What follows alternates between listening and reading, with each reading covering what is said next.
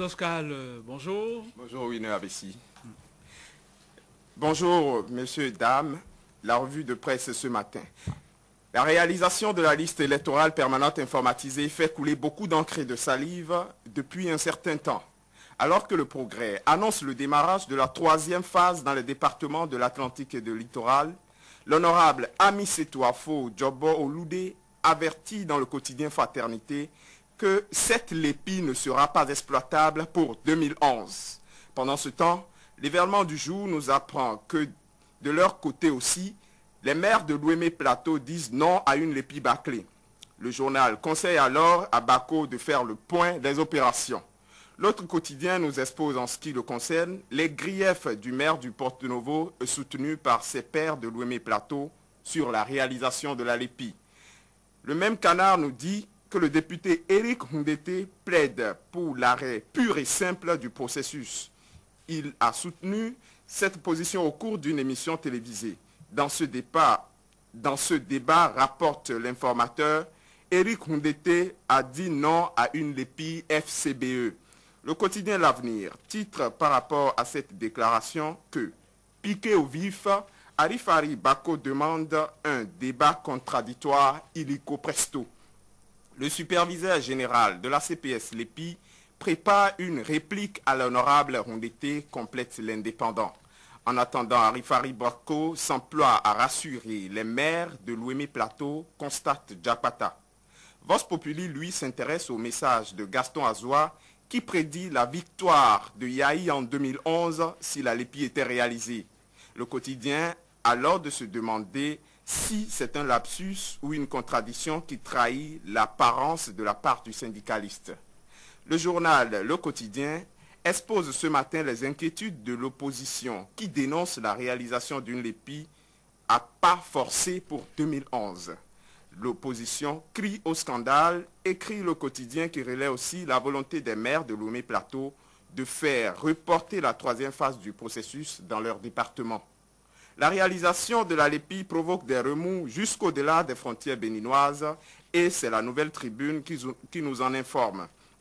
Les Béninois des USA marchent contre leur exclusion du processus, nous livre la publication. Les Béninois de l'extérieur doivent aussi et certainement être inquiets pour la tension sociopolitique qui règne depuis un certain temps dans leur pays. En tout cas, l'autre quotidien s'en préoccupe. Mon confrère appuie sur la sonnette d'alarme en placardant à sa une « Le Bénin est en panne de dialogue ».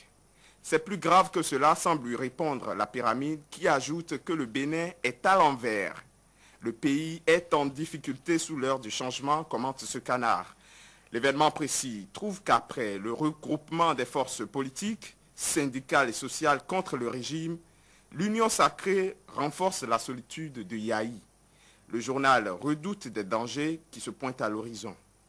À 5 mois de la fin de son mandat, Yahi, toujours sur des artifices et des contradictions, évoque Nord-Sud quotidien.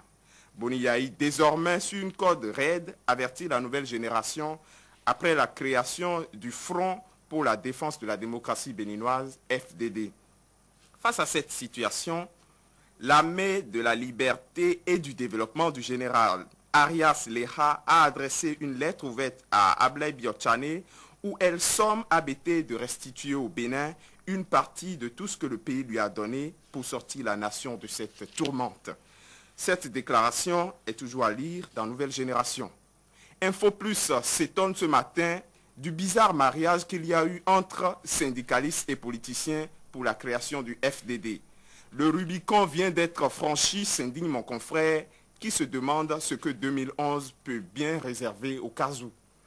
Dans le challenge, un autre syndicaliste dénonce le complot entre l'opposition et ses collègues syndicalistes pour prendre le pouvoir à Boni Yahi avant la fin de son mandat en 2011. Pour cette raison, les travailleurs doivent demander des comptes aux responsables syndicaux, recommande Vox Populi, qui voit se révéler enfin le vrai visage des syndicats, ce qui inquiète les Béninois. En tout cas, Théophile Dossou n'a pas attendu longtemps pour fustiger la récupération politique des centrales syndicales. Encore un apatride pour brouiller le chemin de la vérité retient l'événement du jour de cette sortie de Théophile Dossou. Son confrère de l'Informateur déduit que la création du FDD, que Yahi pose le second pas de son échec. Non, lui répond automatiquement l'Avenir, qui juge que c'est parce que Boni Yahi est toujours craint par ses adversaires qu'il y a multiplication de ces regroupements contre lui. 24 heures au Bénin s'émeut quant à lui du sort de Jules Aboudjema, qui est convoqué à la gendarmerie ce jour. Le quotidien constate qu'ainsi, il y a des risques graves de musellement des grogneurs. Pour finir, rendons-nous à la préfecture d'Abomey pour vous apprendre que le préfet Noati est entre la démission et le limogeage. C'est la pyramide qui le mentionne tout en recommandant à M. Noati de quitter les choses avant que les choses ne le quittent. Cette menace plane sur la tête du préfet depuis la violente répression d'une marche des Normaliens, une répression dont il serait le principal commanditaire.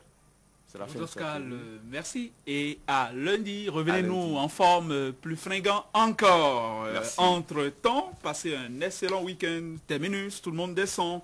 Merci à vous tous qui nous avez suivis à Porte-Novo et partout ailleurs. Excellent week-end à vous.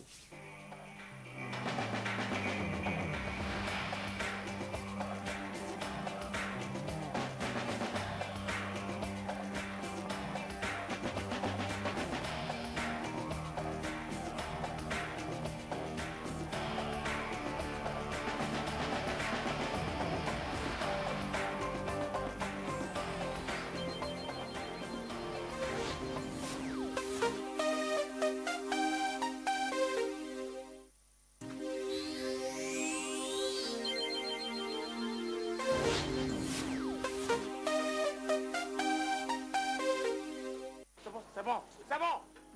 Non, mec, non, tout, non, tout. Mais c'est quoi tout ça là?